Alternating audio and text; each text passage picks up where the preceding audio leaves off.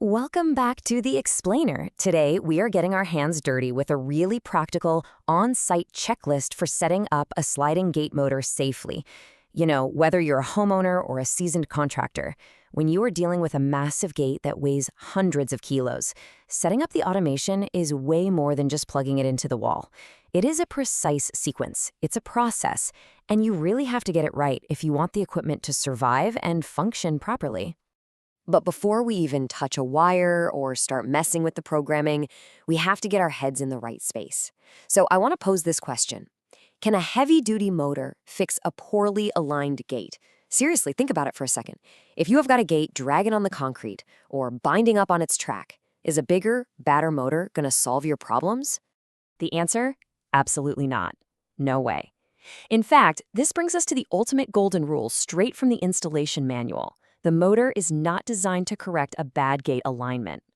Actually, scratch that, it's more like a commandment. Your gate absolutely has to slide smoothly by hand first.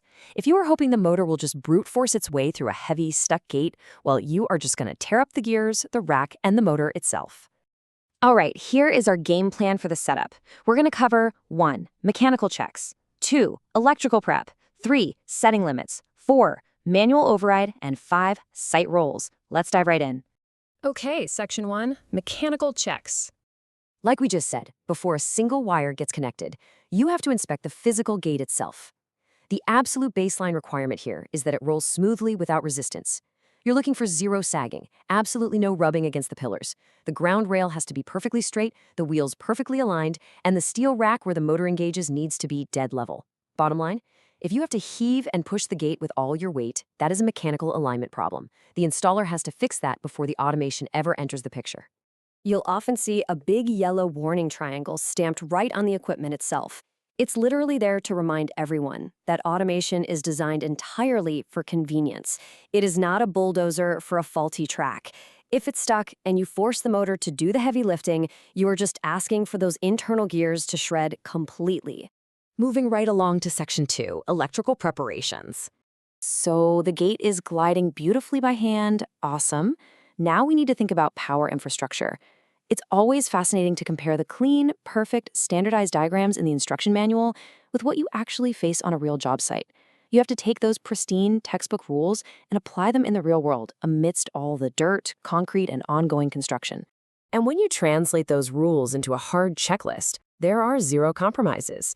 You absolutely need a dedicated 220-volt power supply. You need dedicated breaker protection. And do not skip the grounding, or the very first lightning storm is going to instantly fry your control board. You are also going to need a weatherproof junction box and proper conduit laid out for accessories like your photocells and push buttons. These aren't just polite suggestions, folks. They are strict, non-negotiable requirements to keep the control panel safe. All right, Section 3, Setting the Limit Magnets. This is an absolutely critical configuration. So the mechanics are smooth, the power is safely routed. Now we hit the most important setup step, the limit magnets. This is literally how you teach the motor where the finish line is. If you mess this up, the gate could keep driving right into a concrete post, or overload the motor because the auto stop won't trigger. Here is the exact procedure. First, pop the motor into manual mode. Then, physically slide the gate by hand to your ideal fully open position. Mark that exact spot on the steel rack and bolt the open limit magnet right there. Then, push the gate closed, mark it again, and attach the close limit magnet. Only after doing all that by hand do you turn on the motor power to fine-tune the stops. And here is some really practical site wisdom to go along with that. You want to leave about 50 to 100 millimeters of clearance before the gate hits the post or the stopper. The magnets need to stop the motor just a hair short of a collision, because you never ever want the motor itself taking the impact of a closing gate. Also, make sure to keep your physical end stoppers intact on the track. They are your absolute last resort failsafe. Okay, on to Section 4, Emergency Manual Release Mode. Because look, eventually the power is going to go out, right? When a brownout hits and your heavy steel gate is locked down tight, there's a very specific uncoupling process that the property owner or caretaker absolutely needs to know. It's really simple. You insert the specialized key, push the clutch mechanism in, and give it a 90-degree twist. Boom. The internal gears are disengaged, and you can just easily push the gate open by hand. If a caretaker doesn't know this trick, they might panic and try to force the gate open, which is a surefire way to destroy those internal gears. But wait, here is the high-stakes warning that everybody seems to overlook. When the power finally comes back on, you absolutely must re-engage that warm gear before you touch the automatic remote control.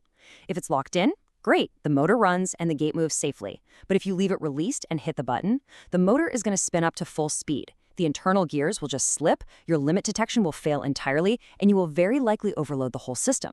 Just remember to lock it back up. And finally, Section 5. Installer versus electrician roles. Let's talk about division of labor. Honestly, a ton of failures happen just because people are stepping on each other's toes and tasks overlap. You need crystal clear boundaries on site. The electrician, their job is strictly the power supply, running the conduit, wiring the breaker, and securing the ground. They build the safe electrical infrastructure. Then the gate installer takes over to actually mount the motor, attach the rack, calibrate those limit magnets we just talked about, and program the open and close forces. Keep these jobs separated and you avoid some really dangerous, expensive mistakes. Putting it all together, let's visualize the perfect layout out in the real world. Say you've got a right sliding gate. You want the motor tucked away on the inside right of the property, safely elevated on a pedestal about 150 to 200 millimeters above the finished driveway, so it stays totally dry during heavy rain or flooding. The rack runs clean across the bottom of the gate. And this is vital. Those safety photocells need to be mounted exactly 500 to 600 millimeters from the floor. That is the sweet spot to ensure the gate detects a car or a person perfectly before it ever tries to close. Well, there you have it. We have walked through the absolute necessity of manual alignment, the strict electrical prerequisites, dialing in those exact limit magnets, and handling emergency power outs. So I want to leave you with this final provocative thought. Go look at your setup right now and ask yourself, is your site truly ready for automation?